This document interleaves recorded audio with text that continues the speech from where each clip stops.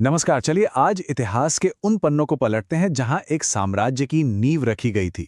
ये कहानी है उस पहले सबसे जरूरी कदम की जिसने आने वाले कल को पूरी तरह से बदल दिया। देखिए, शिवाजी महाराज की स्वराज्य की जो पूरी स्ट्रैटेजी थी ना, वो एक बहुत ही सिंपल लेकिन दमदार सिद्धांत पर टिकी थी। जैसे किले त्याची राज्य, मतलब जिसका किलों पर कब्जा है, असल में उसी का राज है। और इस इतने बड़े सपने की शुरुआत हुई एक शपथ से। रायरेश्वर मंदिर के उस पवित्र माहौल में एक नौजवान शिवाजी ने अपने कुछ गिने चुने साथियों के साथ मिलकर स्वशासन यानी स्वराज्य स्थापित करने की कसम खाई थी। और ये कोई मामूली शपथ नहीं थी।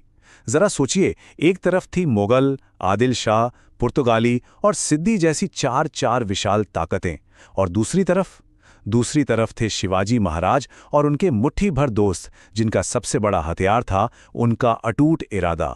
अब शपथ तो ले ली, लेकिन उसे हकीकत में बदलने के लिए एक मजबूत ठिकाने की जरूरत थी, एक बेस की। और शिवाजी महाराज की नजरें जाकर टिकीं विशाल तोरणा किले पर। तोरणा का किला एक परफेक्ट टारगेट था। पुणे के पास कानद घाटी में मजबूती से खड़ा था यह किला। इसकी दो बड़ी बड़ी माची थी, झुंझार और बुदला, और इस पर चढ़ने का सिर्फ एक ही बहुत मुश्किल रास्ता था। यह महाराष्ट्र के सबसे मजबूत किलों में गिना जाता था, लेकिन इसकी एक बहुत बड़ी कमजोरी थी। आदिल शाह ने इस पर ध्यान देना ही छोड़ दिया था। शिवाजी महाराज ने बस इसी लापरवाही का फायदा उठाया। तानाजी मालुसरे जैसे वीरों के साथ उनके मावले शेर जैसी हिम्मत और हिरण जैसी फुर्ती से किले पर चढ़ गए। उन्होंने बिल्कुल चुपचाप अहम ठिकानों पर कब्जा किया और देखते ही देखते किले पर मराठा ध्वज लहरा दिया। वो एक ऐतिहासिक पल था। नगाड़ों और तुरहियों की आवाज पूरी सह्याद्री की घाटियों में गूंज उठी। ये ऐलान था हिंदवी स्वराज्य की पहली जीत का। शिवाजी महाराज ने इस किले को एक नया नाम भी दिया, प्रचंडगढ़, यानी विशाल किला। किले पर कब्जा तो हो गया, लेकिन कहानी यहीं खत्म नहीं हुई। जब किले की मरम्मत का काम चल रहा था, तब कुछ ऐसा मिला जिसे देवी का सीधा आशीर्वाद ही माना जा सकता था। किले की एक दीवार के नीचे काम करने वालों को 4 बड़े बड़े घड़े मिले, जो सोने के सिक्कों यानी मोहरों से लबालब भरे हुए थे। अब देखिए मावड़ों की ईमानदारी। उनको लगा कि ये तो खुद देवी भवानी का प्रसाद है। उन्होंने एक भी सिक्का अपने लिए नहीं रखा और सारा का सारा खजाना खुशी खुशी शिवाजी महाराज को सौंप दिया। ये अब स्वराज्य का धन था। इस नए खजाने का इस्तेमाल सिर्फ हथियार खरीदने के लिए नहीं किया जाना था। नहीं, शिवाजी महाराज का सपना, उनका विजन इससे कहीं ज्यादा बड़ा और स्थायी था। उन्होंने तोरणा से करीब 15 किलोमीटर दूर मुरुम्बुदेव की पहाड़ी को चुना। आदिल शाह ने वहां एक किला अधूरा ही छोड़ दिया था।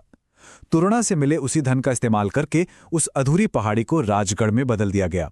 ये बनी स्वराज की पहली भव्य और सुरक्षित राजधानी। और ये एक बहुत बड़ी कामयाबी थी।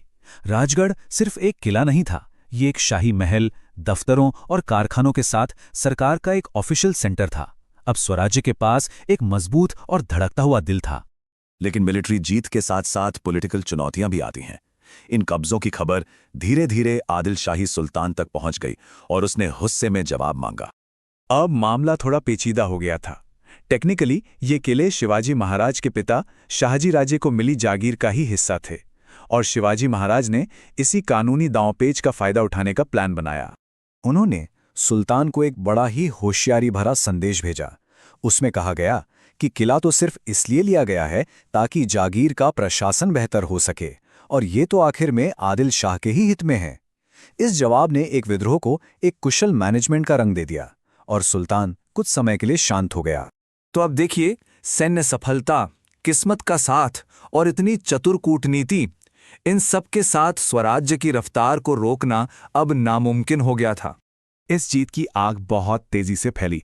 जल्द ही एक के बाद एक किले स्वराज्य का हिस्सा बनने लगे, और इस कड़ी में सबसे पहले कोंढाना पर अधिकार किया गया। उसके ठीक बाद पुरंदर की मजबूत चौकी पर कब्जा हुआ, जो कि एक और बड़ी स्ट्रेटेजिक जीत थी।